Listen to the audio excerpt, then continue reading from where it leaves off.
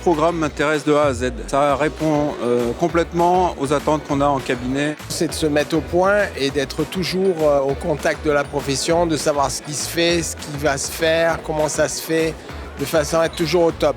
Parce que nos patients, ils ont besoin du top. Ce type d'événement avec Clinique Médico-Sport, ça fait une dizaine d'années que nous sommes partenaires. On ne loupe pas une occasion d'être présent pour ces journées qui sont toujours au top de l'organisation, de nombreux participants, des conférences et des ateliers de qualité par des professionnels.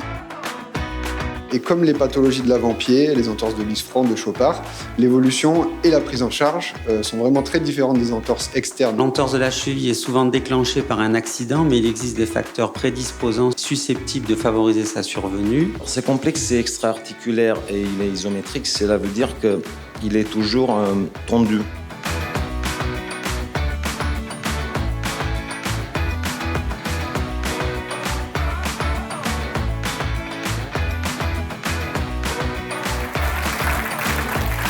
C'est vraiment une collaboration entre la ville, entre le réseau de kinésithérapeutes, les chirurgiens, qui va permettre de prendre en charge de façon optimale les patients sur un maillage et d'une connaissance bien précise aussi des différents sujets. En tant que chirurgien, notre rôle, c'est bien sûr de choisir qui opérer. On n'est rien sans bien sûr une bonne rééducation. Surtout dans l'instabilité, il peut y avoir des accidents, il y a des structures qui doivent cicatriser. Donc c'est très important pour les patients d'être bien guidés. La chirurgie de l'épaule, essentiellement autour de l'instabilité, c'est une chirurgie diagnostique difficile, c'est pas tout simple. Et on a besoin de cette collaboration avec les partenaires rééducateurs et kinésithérapeutes pour avoir des bons diagnostics, des bonnes orientations et des bons suivis.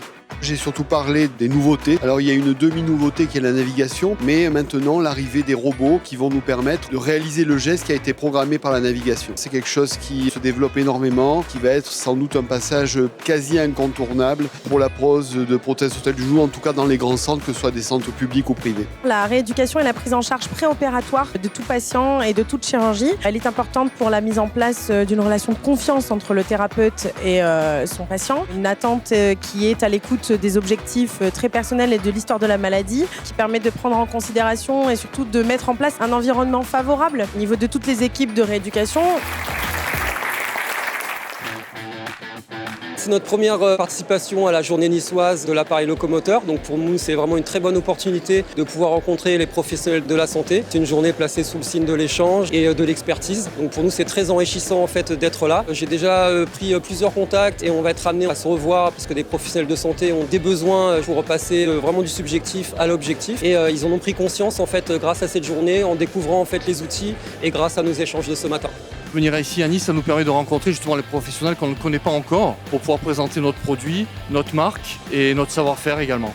Me mettre un petit peu à jour de tout ce qui se fait au niveau chirurgie, renseigner un petit peu des protocoles de rééducation s'il y a des choses qui ont changé. J'ai trouvé que c'était très intéressant, donc oui, pourquoi pas aux prochaines journées revenir.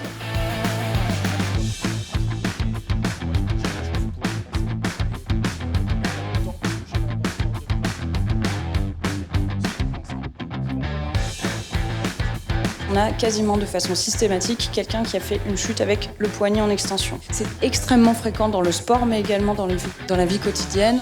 Et nos patients présentent tous des douleurs, raideurs et une perte de force. Donc ce sont les lombosciatalgies, les lombocruralgies, non déficitaires et les lombalgies d'origine dégénérative. Confinement avec une pratique du sport peut-être un peu modifiée, du fitness ou du crossfit avec des gestes inadaptés. C'est une déformation permanente du rachis dans les trois plans de l'espace, que ce soit dans le plan sagittal et à ce qu'on va appeler la vertèbre pelvienne. Un mois d'attente, elle est arrivée, son problème est pratiquement réglé dans moins de 5-6 jours. On est toujours de plus en plus content de se réunir ici. On en voit qu'il y a beaucoup de monde aujourd'hui. On est très content. Il y a beaucoup de questions qui nous sont posées sur ce qu'on fait au quotidien. Donc on est vraiment content de partager. Vraiment, les organisateurs ont vraiment fait un énorme travail et on espère que l'année prochaine soit encore plus un succès que cette année qui déjà vraiment nous fait très plaisir et nous ravit. On est content de cette journée qui a été magnifique et extrêmement sympathique.